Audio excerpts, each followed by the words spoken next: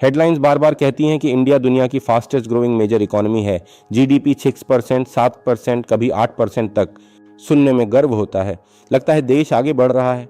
लेकिन एक पल रुककर खुद से पूछिए, अगर देश अमीर हो रहा है तो क्या आम आदमी भी सच में अमीर हो रहा है, या सिर्फ आंकड़े चमक रहे हैं और जिंदगी वैसी ही है? जीडीपी का मतलब है कि देश में बनने वाली टोटल गुड्स और सर्विसेज की वैल्यू बढ़ रही है। इकोनॉमी का साइज बड़ा हो रहा है, लेकिन जीडीपी आपकी जेब नहीं है। वो सिर्फ ये बताता है कि पूरी इकोनॉमी की थाली बड़ी हुई, उस थाली में आपके हिस्से में क्या आया ये नहीं बताता। यहीं आता है असली test, per capita income, total GDP divided by population. अगर जीडीपी बढ़ती है लेकिन आबादी भी तेजी से बढ़ती है तो हर व्यक्ति की इनकम उतनी तेजी से नहीं बढ़ती। सच ये है कि इंडिया की पर कैपिटा इनकम अभी भी कई डेवलप्ड देशों से काफी कम है। मतलब हम दौड़ रहे हैं, लेकिन शुरुआत अभी भी पीछे से है।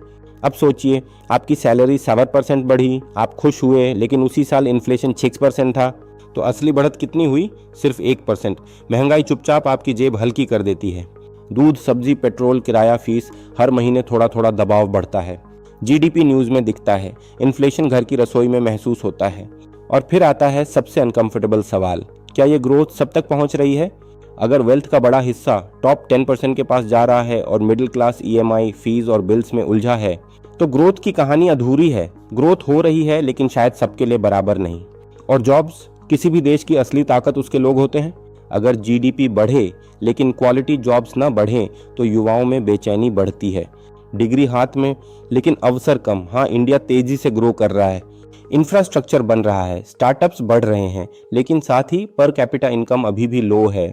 महंगाई रियल चैलेंज है, इनइक्वालिटी चिंता का विषय है, जॉब्स सबसे बड़ा सवाल है।